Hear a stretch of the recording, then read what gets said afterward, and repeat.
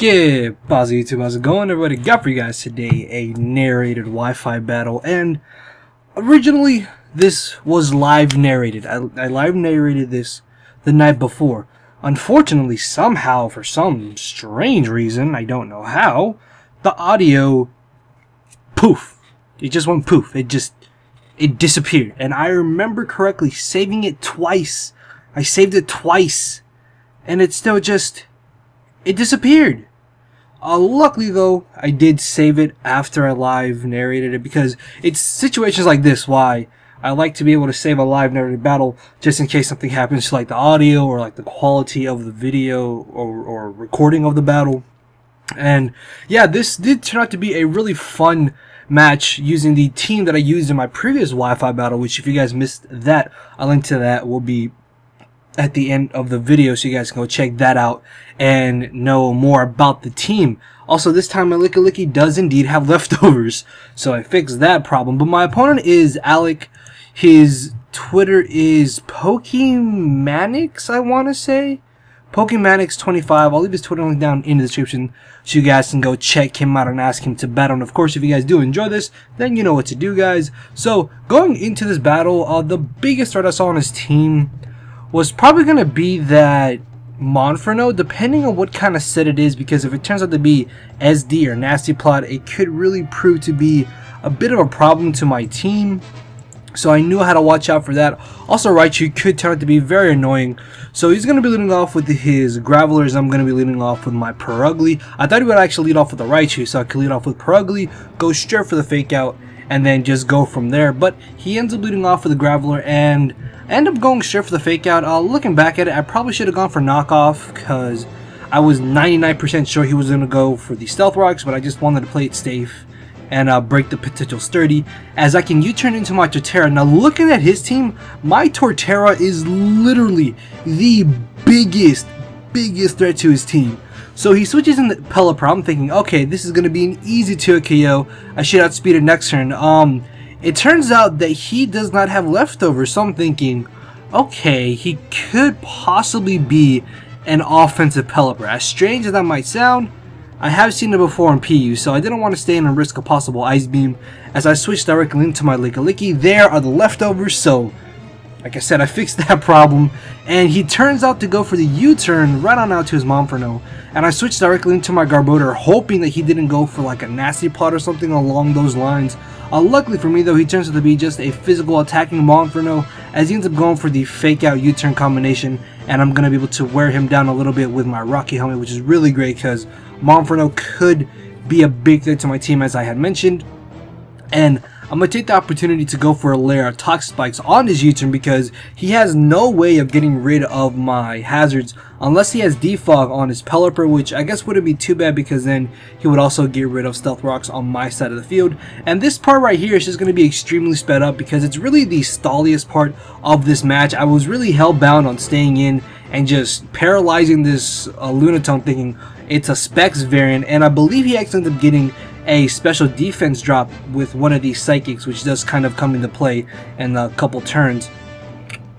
And finally, I do manage to get the Paralysis, and it turns out that he's not Specs. So I was thinking maybe he's max special attack with the Assault Vest. As I go for the Wish on a switch into the Raichu, I am max special defense, but he did get a special defense drop, so I was really iffy on whether or not I should stay in on this Focus Blast. And because I really have no safe switching to this Raichu, I stay in, and because Licky is just so beautifully fat and fluffy and thick, I take the Focus Blast, get off a solid amount of damage with the Body Slam, and then get my Wish. As this turn, I'm going to go for the Protect, just to be able to rack up that toxic damage so I can further wear down the Raichu, as he ends up making a switch into his Audino. I was kind of thinking this Audino could maybe have the Toxic, or maybe have Knockoff, or both actually, so I was a little bit worried about that. And I do switch into my Torterra thinking, well, if he does go for the Knockoff, then that won't be entirely too bad. But he could also go for a Wish or a Heal Bell, which means I literally get a free switch into my Torterra, which, as I mentioned, is the biggest, hugest. Ladies and gentlemen, use Torterra. Torterra is a beautiful creature that does not get a lot of love. Fun fact, Torterra was actually my starter of choice when Pokemon Pearl and Diamond came out. So yeah, anyways, I know I'm rambling and straying from the narration. I apologize.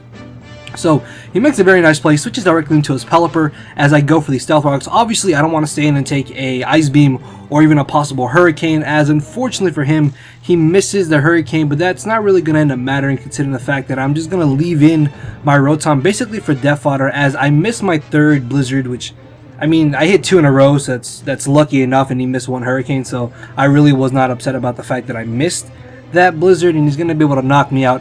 As I bring him a Hunter, I honestly thought that he would just fodder off this Lunatone, but no, you're going to see that he's hellbound on keeping this Lunatone for this whole match. So he switches into the Audino on my predicted Shadow Ball, and I'm still thinking, okay, well, if he has knockoff, I should be able to substitute and maybe play around Protect to be able to disable that knockoff, which means eventually my Hunter will be able to beat this Audino one-on-one. As he ends up going straight for the Heal Ball, I'm just going to stay in Sludge Bomb just to see how much damage it would do. That's a solid little like 10-15%, which is still pretty good considering the fact that this Audino is especially defensive, and Audino is really just one of the best special walls. Actually, is Audino RU? I mean, not RU, sorry. Is it PU? Because I don't think it's PU actually. I don't know, I might have not caught that. Either way though, it's fine, it's fine.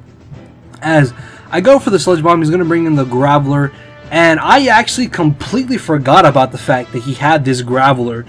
So I'm really fearing the fact that he could go for the Rock Blast, so I'm going to switch directly on now into my Torterra, knowing that I should be able to live any move that he wants to go for, but he actually ends up going for the Sucker Punch. So now I'm thinking, okay, maybe he doesn't have the Rock Blast, or maybe he wanted to break my sub, then next turn Rock Blast as I disabled Sucker Punch or something along those lines, which wouldn't have been a bad play or bad thought process on his part.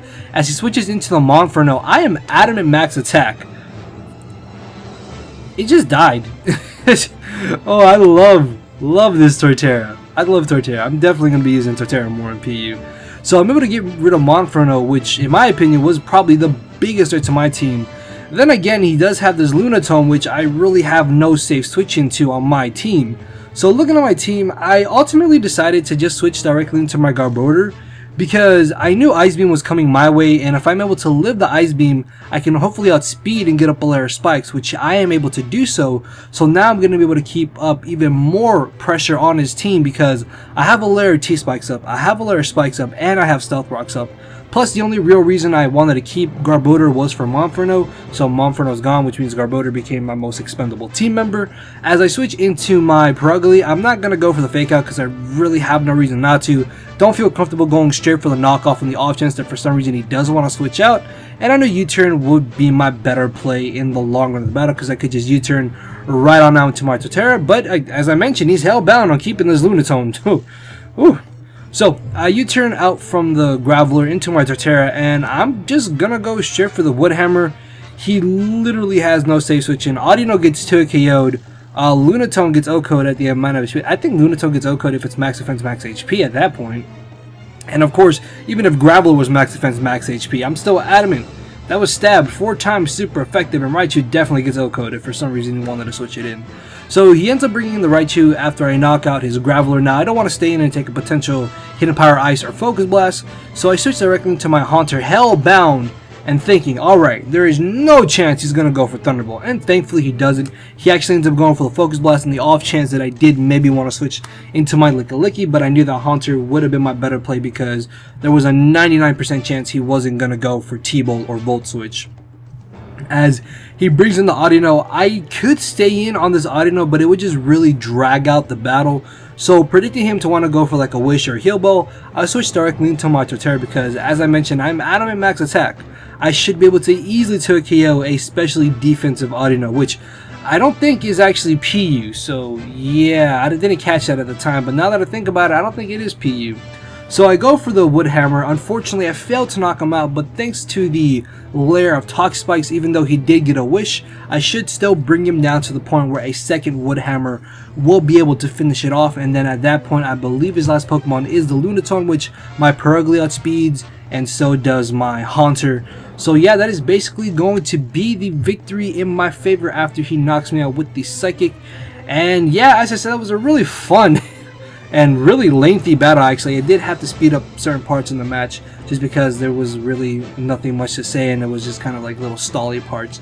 And yeah, hopefully you guys did enjoy, and if you did, then make sure to hit the like button, guys. Also, if you missed my previous 2 uploads, they're playing on your screen right now, and they should have annotations on them if you are on your computer and you have annotations turned on, so you guys can go check those out and watch them as well if you have not watched them already. And with that being said, this should be going up on Thursday, and then Friday is actually my birthday, so that should be something awesome too. And I don't know what I'm gonna upload for that Friday. I don't know. But yeah, hopefully you guys did enjoy. With that being said, I will see you all later.